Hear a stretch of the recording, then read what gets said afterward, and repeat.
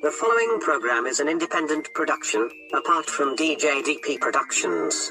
The views, opinions, and ideas of the producers of The Darkest Hour do not necessarily reflect those of the staff of DJDP Productions, its partners or affiliates. The producers of The Darkest Hour with Amanda Jane of Forget Me Not assume all responsibility for the content of its program. Should you have questions or concerns regarding The Darkest Hour with Amanda Jane, please contact the producers directly. Or you may also contact the staff at Neo Retro FM through email at djdphoenix@protonmail.com. Be sure to include the date of the program and the subject matter you're inquiring about. And now, Neo Retro FM presents The Darkest Hour with Amanda Jane, streamed live from Marysville, Washington. For tomorrow, we embark on the darkest hour.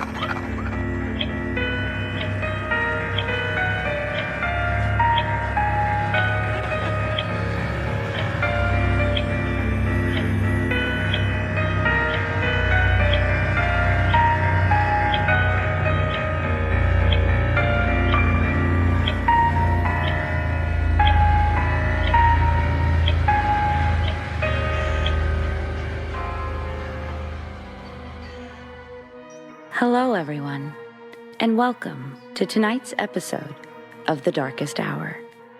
I'm your host, Amanda Jane. Unexplained things happen all around us, all the time. Sometimes you're at work, sometimes you're alone, but almost always you're left with chills. Tonight, we'll hear just a few examples. But we explore them all here on The Darkest Hour. Be sure to stick around till the end of tonight's episode for the world premiere of Forget Me Not's latest single, Canary. Okay, let's begin, shall we?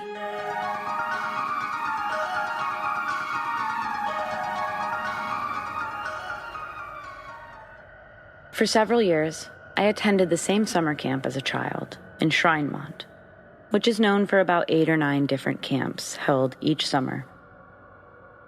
The camp I chose was known as Art Camp. The main cabins and the main dining hall were in the same location each year. To keep things exciting, the agendas and trips to the surrounding areas differed depending on your age group each year.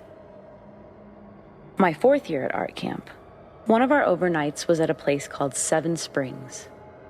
It was a short but windy bus ride from the main camp. We got there at early afternoon, and just a short hike until we were swimming in the springs.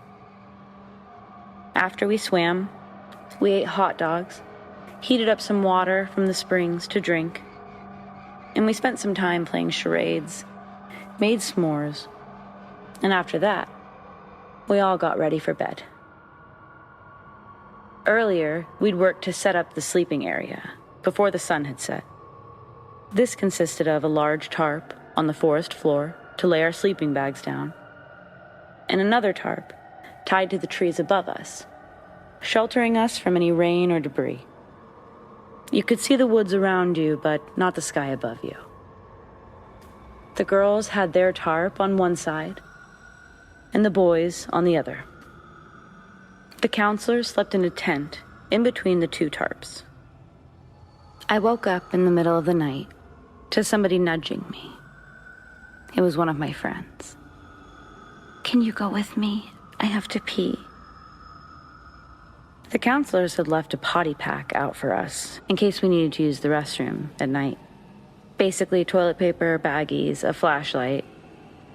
So I started to get up to go with my friend.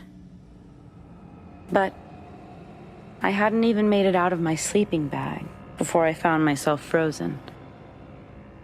I saw a man standing in front of the trees. He was watching us. I couldn't get a clear look at him, but he stood there for a while and his eyes were shining. I couldn't really explain it, but it's like I couldn't see his face, only eyes, the shape of a head, a man. Then the eyes disappeared as he turned around and began to walk away from our camp and into the dark. I looked at my friend, who obviously still had to pee, and I told her, let's make this fast. We went out there, and I know she didn't end up going very far to pee, but no time to be shy when your heart is racing and you just really want to be back in the comfort of your sleeping bag. And there's no way that I was going to walk into those woods or let her walk into those woods when I was sure we'd just seen someone. The next morning, we told some of our friends about it. One of our friends said that she thought she'd seen something similar the night before, a little earlier, and convinced herself that she was dreaming. We all ruled out this being trees. This was a man.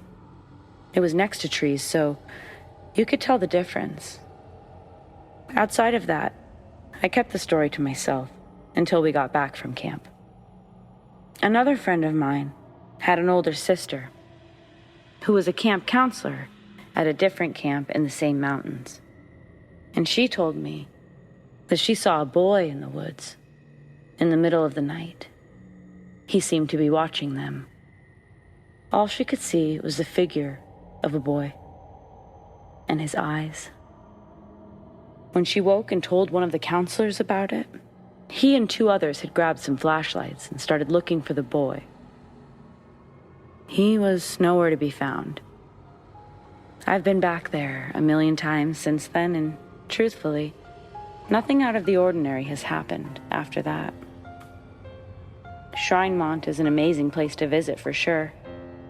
I just want to know more about what I saw, or more about the people who watch from the woods.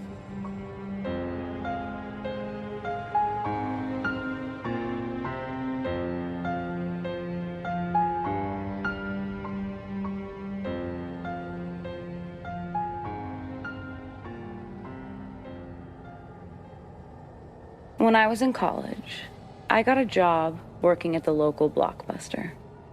So yeah, this was a few years back. Thinking back, it was actually a great job at the time. Super close to the apartment I was living in, next to campus.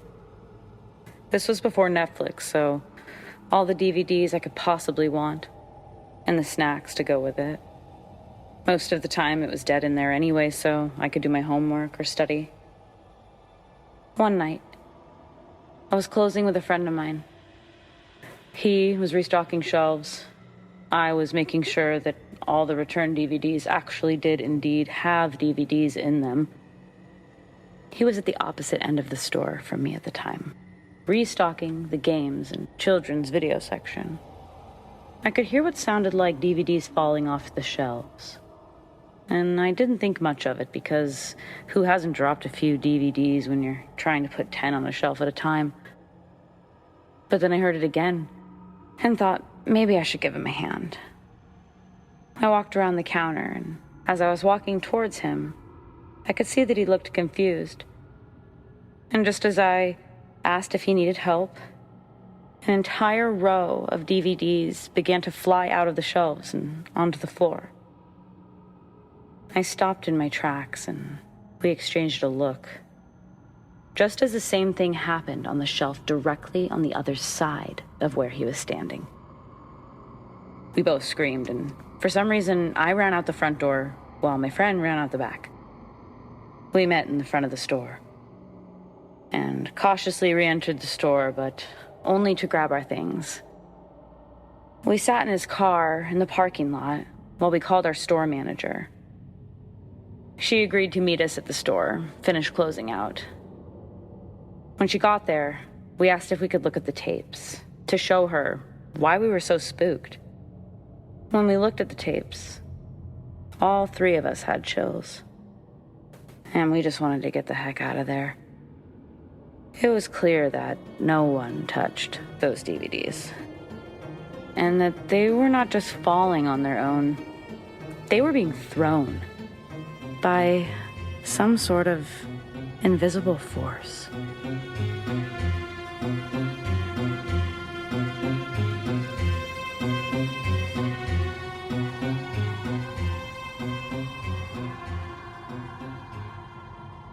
So here's a creepy story from when I used to work security at a local hospital. The creepy stuff actually happened when it closed down. Our security company was kept on by the people that owned the land and the building where the hospital was. I was happy to keep the job. It did change a bit. It was no longer the office job where you sat at a desk for most of the day, looking at cameras. It mainly consisted of patrolling the grounds by foot, particularly along the fence line that separated the public from the property, but also the building itself. When not on foot, there was a small security station at the front gate of the property, with a fancy honey bucket of sorts for a restroom. The station had the walkies. I could charge up there, fill up water, keep food in the small refrigerator. There was even a TV, but I didn't use that. Spent most of my time on foot, exploring the now abandoned hospital. I wasn't scared easy, and it was kind of cool. Kind of creepy, all at the same time. Seeing the same place I'd been at for the last year, but now empty, desolate. On several occasions, right at the beginning, I experienced things I can't really explain, but I know I heard them. The first time, I used the stairwell. I heard someone sneezing. It wasn't as loud as a sneeze should be in that empty space, but for sure, a sneeze. I walked that place over the next 6 hours, multiple times. After the first hour, I truly didn't believe I was going to find anyone, but mentally, I hadn't given up on what it was. Once again that same week, I hear coughing in the stairwell. Then I hear coughing with footsteps. There was no one there. Not on the first floor or the second. I even reviewed the footage each night, and there's no way anyone got in or out of this place. You'd have to seriously hurt yourself, and if the cameras film anything the most clearly, it's the fence line and the field. Building cameras, for the most part, were disabled, except for in the front, by the entrance. So there's a camera to catch you at any of these points of entry. But there was no one at all on the footage. Only myself. There were 2 other guys that worked there, alternating 3 shifts. I had asked one of the guys, who I usually switched with, if he'd heard anything weird, or if he'd heard anything at all. That place freaks me out, man. I usually just sweep it super fast, and I don't know how you work the night shift. I'd be shitting my pants. I just sort of laughed it off, but I definitely thought about that comment all night. At first, it was just a lot of noises. Sounds of people going about their business. Not much different from the sounds that filled the halls when patients were there. But one specific thing that happened while I was on the top floor scared me good. I kept hearing a disembodied female moan from the hallway each time I'd go into a room. When I ducked back into the hall, it would stop, then get louder, but nothing would be there. I hardly kept it together while finishing that sweep. I made a quick dash for the stairwell. Making my way down the stairs, I hear the door close behind me. But then I hear it open. I instantly look up with my flashlight pointed up at the door, and I see a sort of white fog covering the window part in the center of the door. Very dense, thick fog. And then it just vanishes. Doesn't slowly disappear, it just vanishes, dashes out. It's fainter now, but I can still hear the disembodied female moan. So I decide to do the same as the fog and vanish, booking it to the security station clear across the property. Same drill. Nothing on the cameras. Even though I had a feeling that would be the case, it was my job to check. I stayed put most of that night, listening to stand-up comedy quietly, trying to lighten my own mood. I still had 3 hours left of that shift. Fast forward 4 months to one of my last nights on the job. I was training another security guard, and we were on the top floor of the hospital when we heard a loud banging noise coming from the bottom floor, like fists pounding against the walls. We ran down to the first floor. The banging stopped there, but picked up again. This time from the top floor, just above where we were, where we'd just come from. Hurrying up to the top floor, it stopped there, and again continued on the bottom floor. This went on for a good 15-20 minutes, and then it was dead silent in the hospital again. That guy did not stick around. Instead, another guy who I spent the next week training ended up keeping the job. I don't know for how long since I started with a new company, but if he scares easy, my guess is not long at all.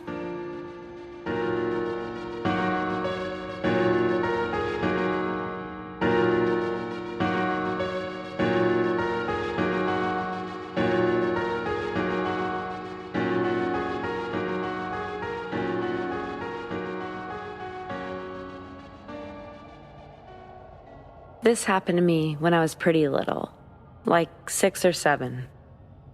I was camping with my older brother and my mom. We all set up our sleeping bags in the tent that we shared. I'm not sure what time it was, just that it was dark, and we eventually all fell asleep. The next time I opened my eyes, I saw bits of dark sky and tops of trees. It was still dark, but I knew that I should see the top of the tent. And as I looked side to side, I saw that there was no mom, no older brother.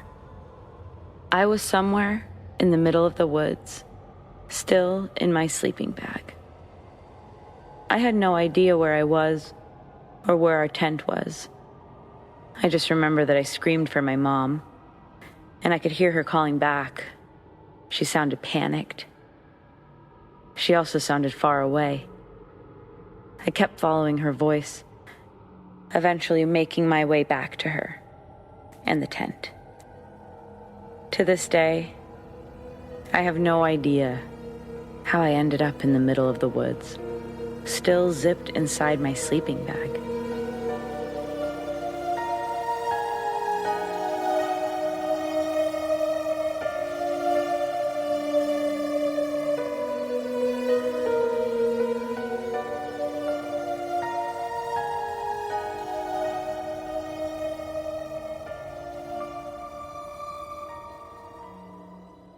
Unexplained noises were extremely common in our home growing up.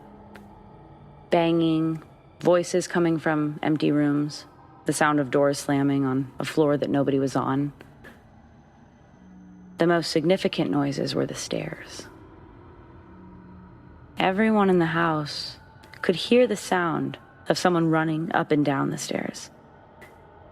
Most of the time we'd go running to see what was going on, but no one would ever be on them. No one would be there. Except our entire household at the bottom of the staircase, asking each other if they heard that too. There were a few times that we stood there, and we saw that there was nobody on the steps, but could still hear the sound of someone running up and down the stairs. Clear as day.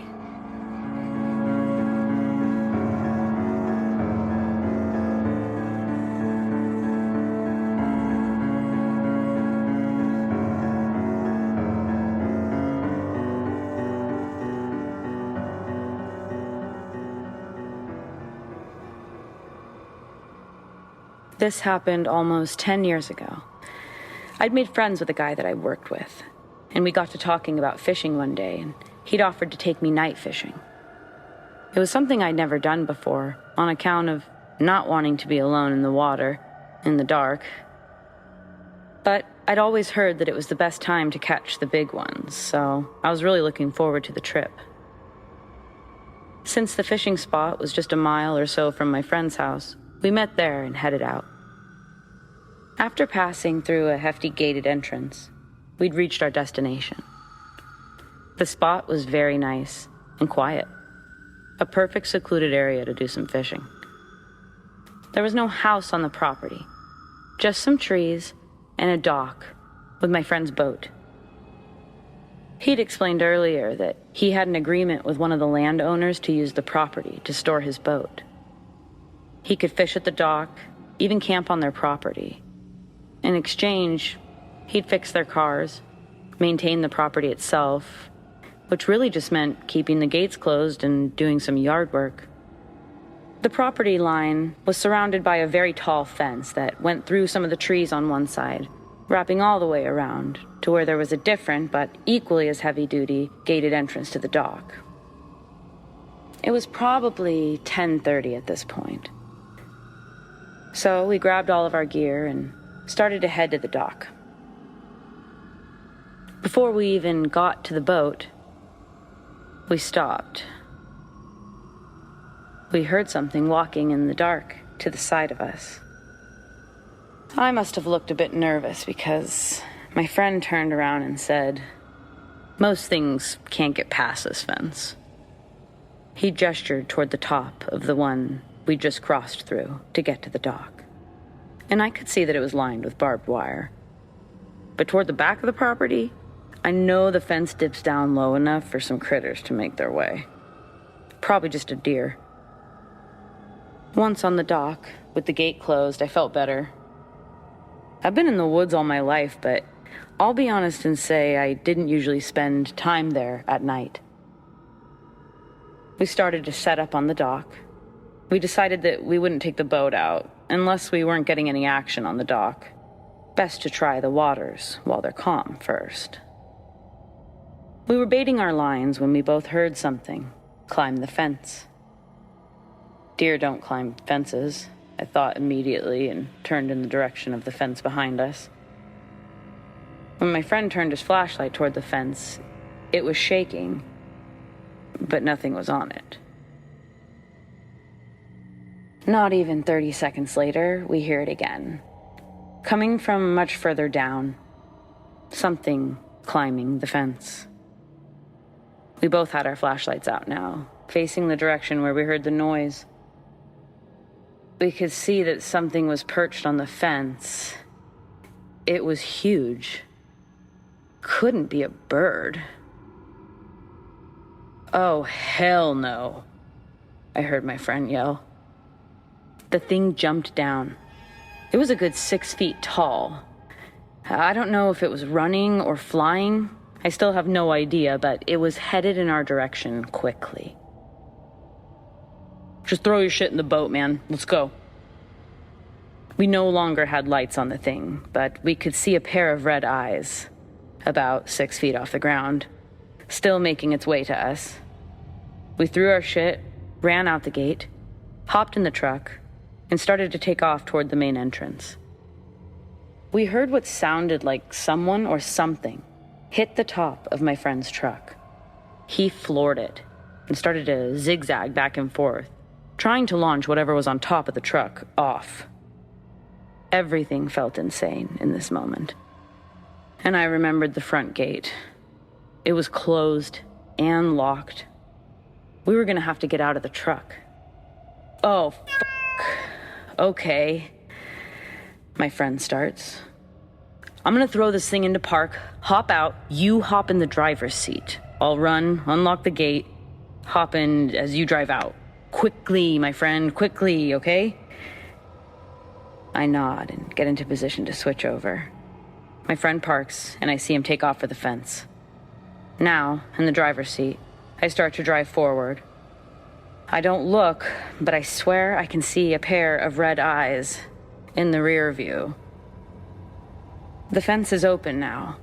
As I drive through, my friend hops in the bed of the truck. Drive, drive!"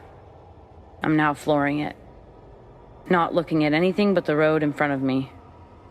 I hear my friend through the open window, telling me to go ahead and pull over. I pulled over under one of the few streetlights I saw on the side of the road. Both my friend and I were expecting to see some damage on the top of the car from the hit. But there was no dent, no scratches, no markings in the dirt that covered the top of the truck. When we got back to my friend's house, he said this thing for sure had wings. Definitely not a deer. I don't know what that thing was, man, but I could see clear as day when I laid in the back of my truck. It was a monstrous, all-black thing in the sky, with those same red eyes, man.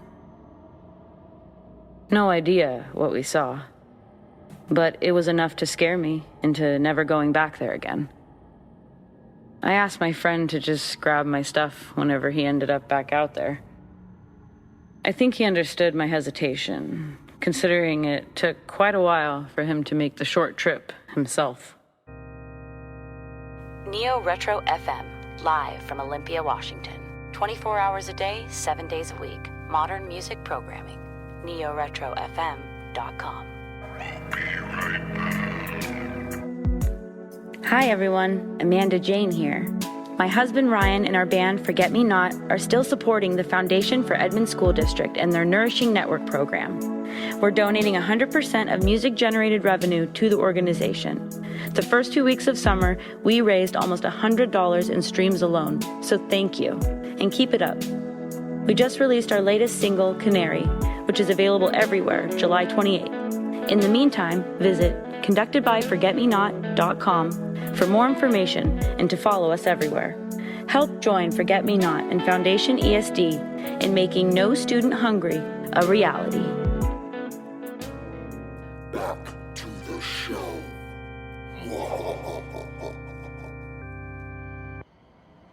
Growing up, my parents were avid garage sailors, sometimes finding pretty awesome things like a free basketball hoop, a trampoline, even a slip and slide one summer that we used like every summer.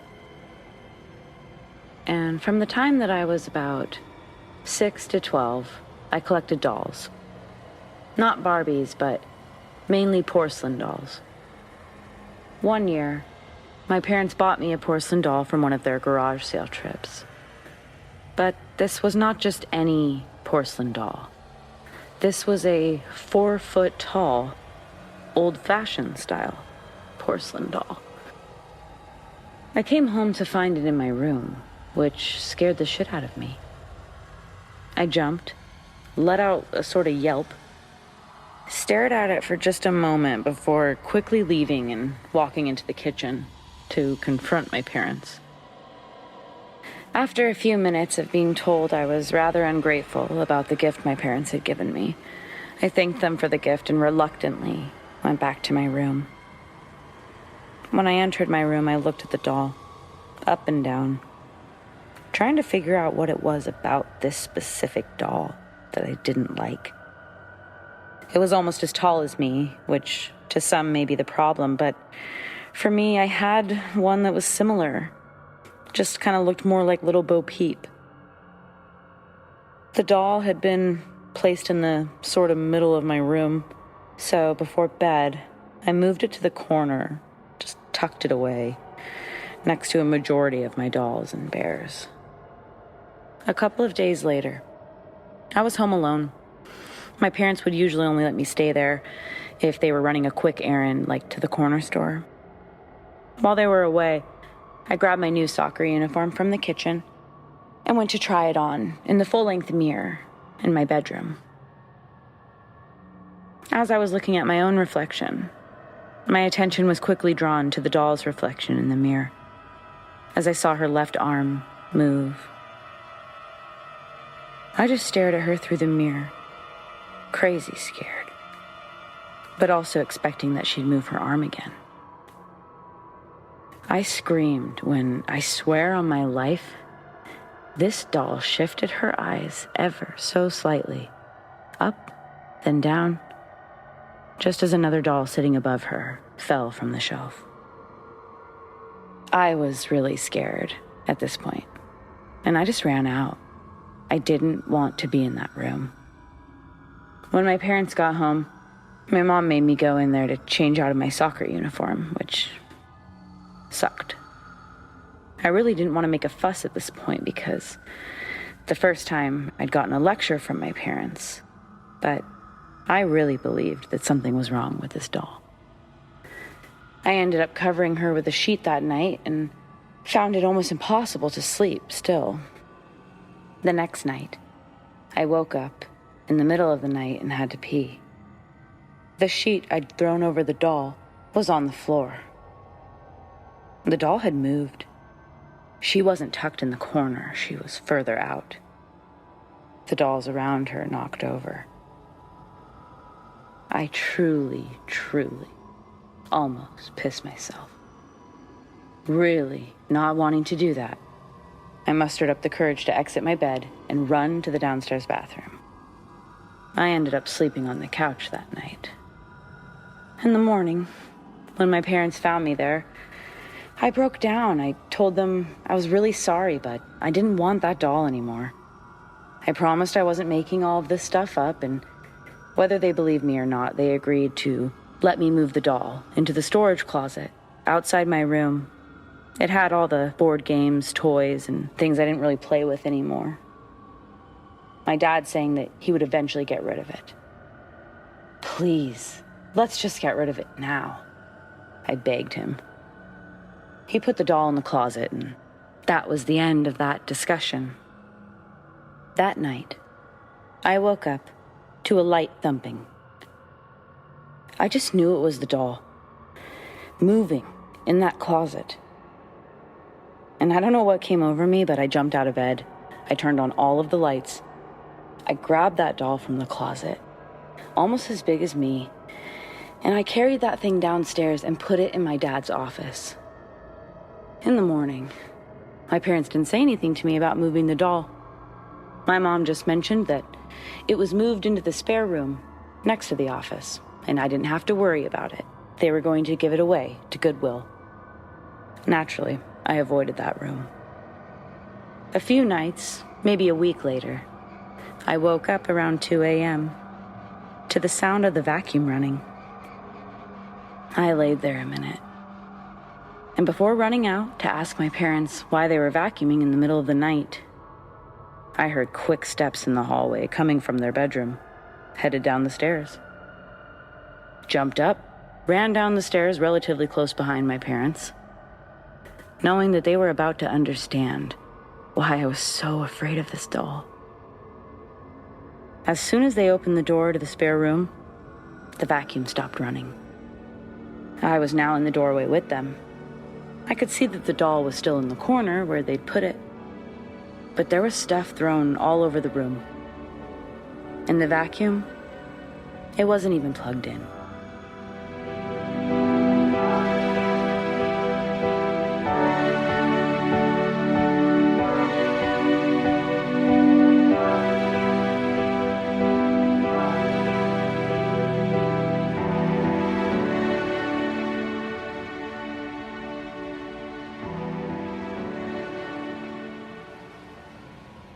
My experience doesn't involve a mysterious figure, rather a known person being somewhere they shouldn't be, or couldn't be.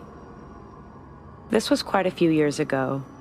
We were living in our old house. I was 16 or 17, and on Instant Messenger with my girlfriend at the time. I had my webcam on. I had the viewer up so that I could see myself. And behind me, there was the stairs leading up, left side camera view, and the entrance to the living room, right side camera view. My younger sister would typically fall asleep every night on the couch in front of the TV, and then make her way up to bed in the middle of the night sometime.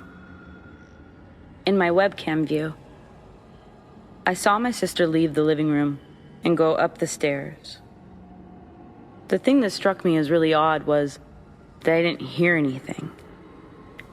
It was an older Victorian house, so the wooden floor and stairs made loud creaking noises. Without saying anything to my girlfriend, I got up and looked on the living room couch, and there was my sister, passed out. I sat back down and asked my girlfriend if she'd seen anything in my camera. She said, "Yeah, I just saw your sister go upstairs." This happened once before. I was downstairs on the couch, watching TV. My mom in the kitchen. I got up to use the bathroom, saw my mom walk across the upstairs hallway to her room. I stopped, walked backwards to the view of the kitchen, and there was my mom, still in the kitchen, downstairs. Both times equally as freaky, but at least when the sister thing happened, I had a witness.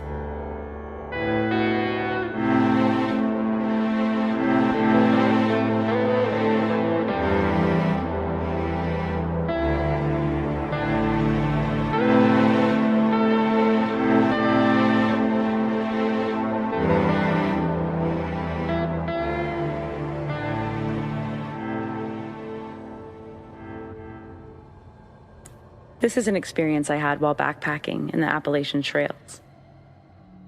A friend and I had just finished hiking up a long, steep hill. We were ready for lunch. After some discussion, we decided we would eat at the shelter that was 2 miles down and up another hill. We knew there would be water there. Hot and thirsty, we found ourselves at the shelter, drinking the water as fast as we could fill it up. There was just one other person there, and naturally, we initially thought it was a fellow hiker. But when I got a better look at him, I could see that he was rather disheveled, carrying an old backpack with holes in it, and was digging for crumbs out of the bottom of a Fritos bag. When he went to throw it away, we saw him grab something from the garbage and put it in his backpack. This far out, it's rare to see homeless people since there aren't a lot of ways to get out here, besides driving yourself. Not a great place for food either, so he was very out of place. He started to approach us, getting close enough to where I thought he might say something. So when he didn't, my friend and I asked if he was backpacking or day hiking. Never making eye contact, he sort of muttered out, "Backpacking, backpacking." We then asked if he was section hiking or through hiking, as in doing the entire trail. He looks at us with this weird look, saying, "I'm just hiking through." After a little bit of talking and avoiding all of our questions, he just quickly said, "I gotta go." As he packed his bag, we asked what his trail name was so we could look out for him in the logbooks. He clearly had no idea what we were talking about. This struck us as odd because anyone who hikes the Appalachian trails knows what a trail name is, and usually has one that they go by. After sort of explaining what it meant, he said, "Oh, right, it's Hatchet." Which was obviously a load of crap because this guy looked at a small axe he was holding in his hand when he said this. Well, we said goodbye, continued hiking. My friend and I discussing how strange that guy was and moving on. Eventually, we reached our camping spot where we got settled in for the night. My friend and I use hammocks for sleeping, so I had my backpack wrapped around the tree that my hammock was tied to. I'm woken up to my entire hammock shaking. I quickly look in the direction of my backpack and I see Hatchet rustling through it. I yelled out, "Hey!" And he looked in my hammock, stared at me for a good second, and then bolted. By the time I got out of my hammock, he was nowhere to be seen. I looked through my bag. From what I could tell, he'd just taken a pack of tuna. In the morning, we discovered he'd also managed to get away with my friend's granola bars.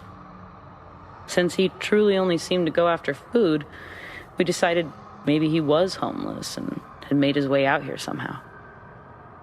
We finished our route through the trails and never saw him again. We saw his face again, though. When we got back into town and ate lunch at the small diner. Turns out our friend Hatchet was on the run. There was a wanted poster hanging up on the door. 2 weeks earlier, he'd mugged a couple of people, leaving one guy pretty bloodied up. We gave our statement to the police, but never heard if they caught him or not. The whole thing was pretty freaky, but we were really happy that he was looking for food that night and not a fight.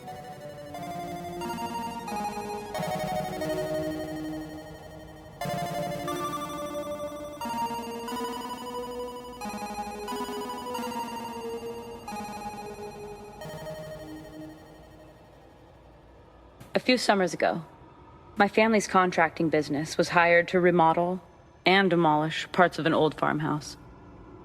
All I knew was that the owner had passed away years before, and apparently there were some issues keeping workers there to finish the job, on account of them believing the place was haunted. This was in 2007, when the recession had already started to affect our family. We weren't going to let silly rumors get in the way of a job that was offering a lot of money that we could definitely use at the time. One day, I brought my truck to the farm to work on it, since they had a nice open garage space. My truck was being supported by what looked like a heavy-duty jack that I'd found in the garage, and I was underneath the truck in the middle of working on it, with no reason to get out from under it at that moment, when suddenly, the overwhelming urge to get out from underneath the truck overwhelmed me. No sooner than I got out from under it, the truck fell to the ground. The jack had slipped. It freaked my dad out real good. He thought I was under it. Later, when we were at home, we mentioned the event to my mom. She instantly started crying, sobbing pretty hard, actually. It turns out the previous owner died in the garage when his own vehicle fell and crushed him. We finished up the work on the house. I don't know about haunted, but I'd be lying if I said I didn't feel a little uneasy every time I was near that garage.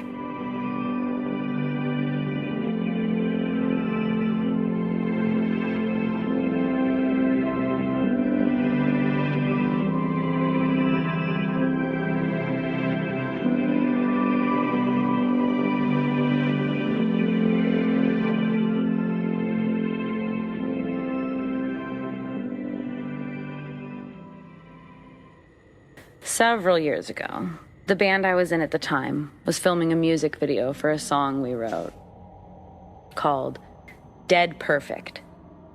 That was the plan anyway. We never actually ended up getting that far. Instead, I have a creepy story from an old hotel in the middle of nowhere.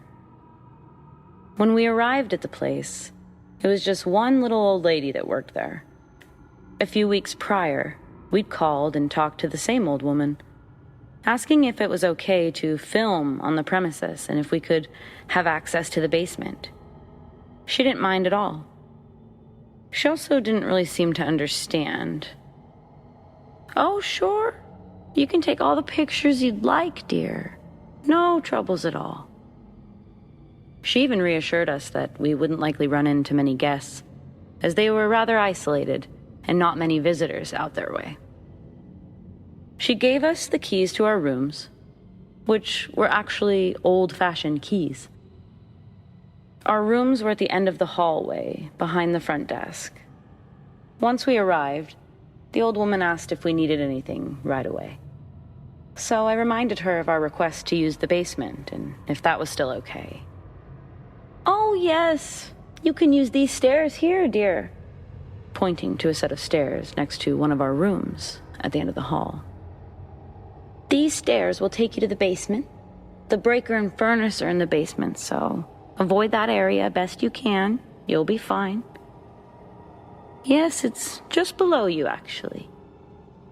We thanked her for her help, her hospitality. She gave us some chocolates and asked that we phone if we need anything. "It's just me here, so phone me should you need anything. Wakes me right up." We dropped off some things in the room and made our way to the basement. The basement was creepy, with plenty of open space. Perfect for our music video. We all decided that before we unpacked and brought everything else down, we should scope out all the electrical outlets. It was a few moments later that I started to hear footsteps, followed by a thump, coming from above us. I turned to look at our drummer, who was standing behind me, closest to the stairs. She heard it too. "Isn't that our room, above us?" I asked her. She nodded. Just as I was about to run up the stairs to see who the hell was in our room, we heard our guitarist call out. Guys?" He was standing in a far corner with our bassist, staring up at something on the wall. As we approached and shined the light up to see what was going on, we could see that way above the breaker was the name of our song, scrawled across the cement wall toward the ceiling. The word perfect had a line through it, so it read as dead. We all grabbed what we had and booked it up the staircase. Recalling the noises from above, I said, "Wait." We could hear what sounded like people inside the room, but it was unclear what they were saying. "Go grab the front desk lady," I whispered to our guitarist. He left in a hurry, and when he did, the talking stopped. We all backed away from the door and braced ourselves, but no one came out of the room, and there were no more noises. Our bassist grabs his key and tells us to step back. He rushes in and nothing. He grabs a guitar stand from near the door and goes into the bathroom swinging, which was funny later for sure, but in this moment, we were all scared. Our friend comes running back saying the old woman is on her way. She was sleeping at the front desk. We explained to him that the voices were gone and that no one was in the room. He looked around for himself, and by that time, the old woman was in the doorway, looking rather confused, tired. "Is everything all right? I'm so sorry if something's wrong with the room. Your friend said someone was here, is that right?" After we explained that we heard noises coming from our room when we were in the basement and that we found the name of our song posted on the wall, she said, "Well, I know the rooms are secure. You've got the only other copy of the keys, so... It is a rather old building, perhaps the pipes or some luggage that toppled over. I see you've got quite a bit of that in here." "Okay, yeah, but what about the graffiti downstairs? How did you know the name of our song?" Our bassist sort of snapped at the old woman. "Well, I don't know the name of your song, dear. I'm terribly sorry about that. Also, sorry to you all for any graffiti. I hate to say that sometimes I have to shoo rotten kid or two out of the basement. It's the side door down there, you see. It's just a target." We thanked the woman for her time and apologized for waking her up, but none of us were buying it. We didn't think this little old lady had anything to do with it, but we didn't believe that the graffiti was the work of a pesky kid. You would have needed a ladder and then some to reach the spot where we saw it. Sitting around, we discussed what our plan was. We were divided. Guitarist and bassist said that we should split, head out immediately. Whereas me and our drummer really felt like that would be a total bust. We'd driven close to 3 hours just to get out here. We were all in one of the rooms at this time, with the other empty next door. As we were sitting in silence for a moment, still undecided on our next move, we heard something or someone walking around in the empty room. Our drummer grabbed her phone, turned on her mic, and held it to the wall, hitting record. Just as she did, the footsteps slowed, then stopped. It was silent for a while. After a minute or so, she stopped the recording, came back over to sit on the bed, and we all listened to see if we could hear the footsteps. Barely. But then... Go away. Came through, loud and clear on the recording. She hit stop, and without saying a word to each other, we said with our eyes, "Hell no." And within less than a half hour, we were on the road, headed back home. I still have no explanation for what happened there, but we never felt right releasing that song.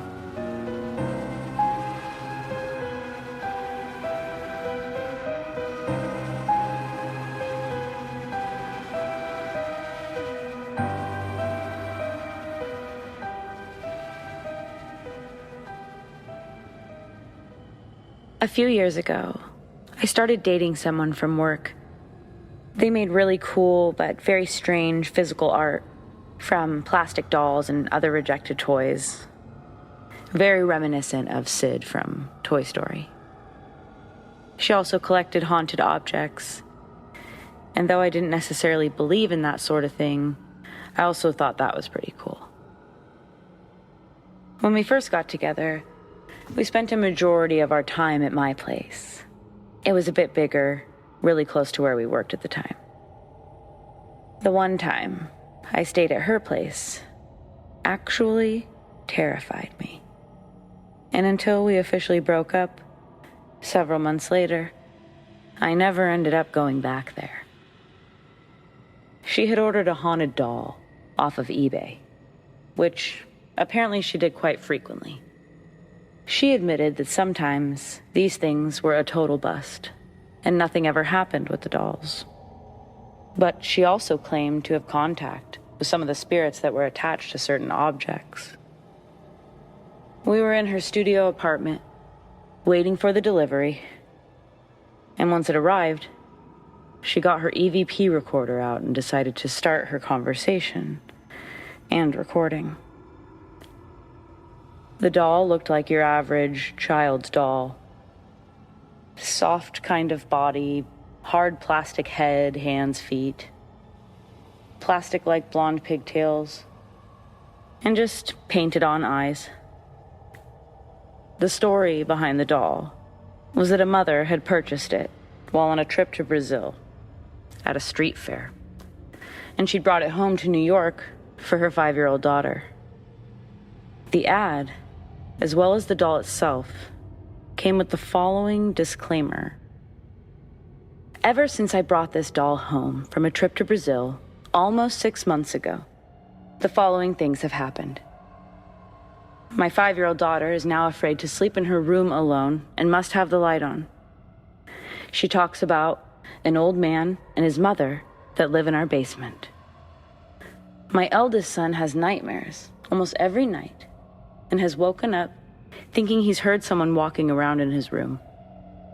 My children's toys go off randomly without anyone touching them.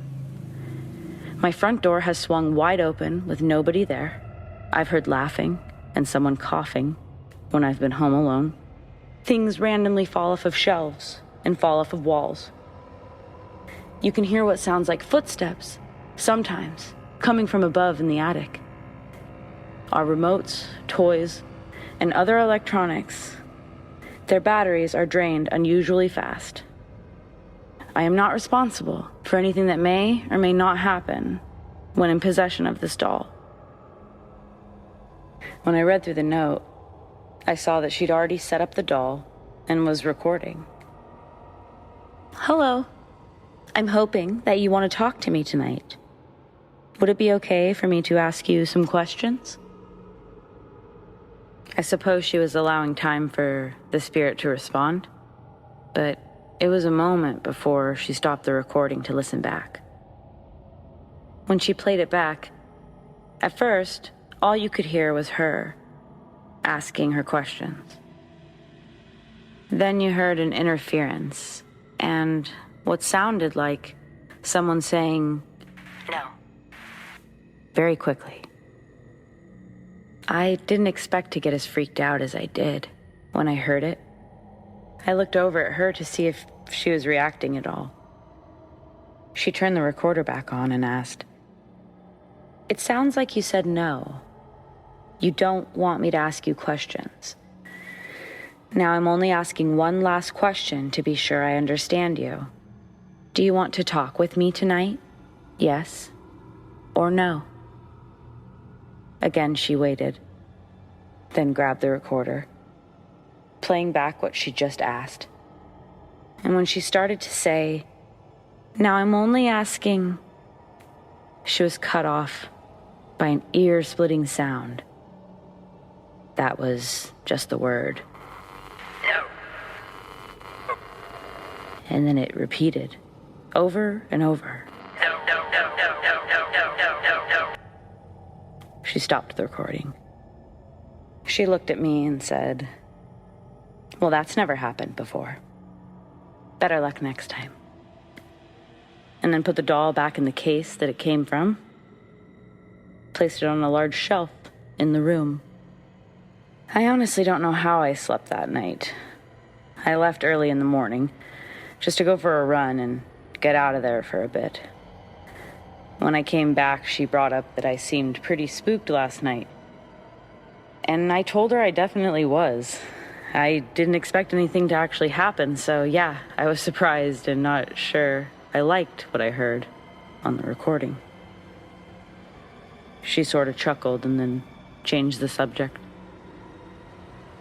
I decided over the next few months that maybe I wasn't cut out for all that stuff, and I felt lucky that she ended up not being that into me either. It made working together while we did manageable, and I didn't have to explain that I was actually terrified of her house and a little bit of her.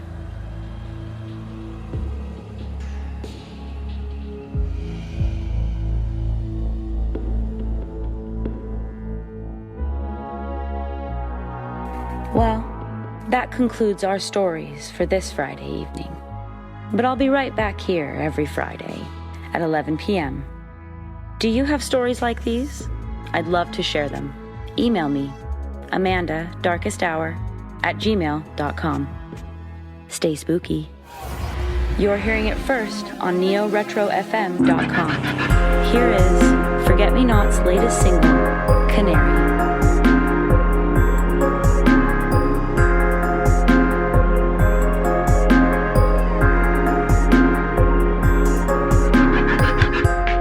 Feathers of gold and earth collide. Some came loose when I was learning to fly. Yeah, canary singing in the mind, singing in the mind. Canary singing in the mind, singing in the mind. Curtains closing on reality. I'm making leaps far beyond what I was bound to be. And lately I've been feeling lucky when I'm gambling. I'm all in, let it spin like a vinyl. Play that record for me. I got that crystal ball vision, it's authentic, you can test it. I'm looking through you tricks and I predict I'll do it better. I've been dabbling in that black magic witchcraft and I use alchemy. Trade that snapback for a cap. Feathers of gold and earth collide. Some came loose when I was learning to fly. Canary singing in the mind, singing in the mind. Canary singing in the mind, singing in the mind. Yeah, you can check the bucket list. I've been working 365 and 24/7. As long as I'm breathing, ain't nothing changing. I can't imagine doing things different. Trying to get a hold of my depression. Like pick up the phone when you get the message. And can you tell my better side I miss him? Cause he's been treating me like a stranger. Now all my patients did a flat line. And out of medicine when they get shot down. I sent a chopper to a nosedive. Propeller hit the block smoking all the punks out. Emotionless cause my mama said you better never let him see you cry. And the best defense is a weakness no one's gonna ever find. So in between the raindrops, I'm walking steady and staying dry. I learned to smile was a great disguise to hide all my rage behind. And when I go, I don't want a funeral. Leave my shells so the grass can grow and pray I reincarnate somewhere beautiful, please.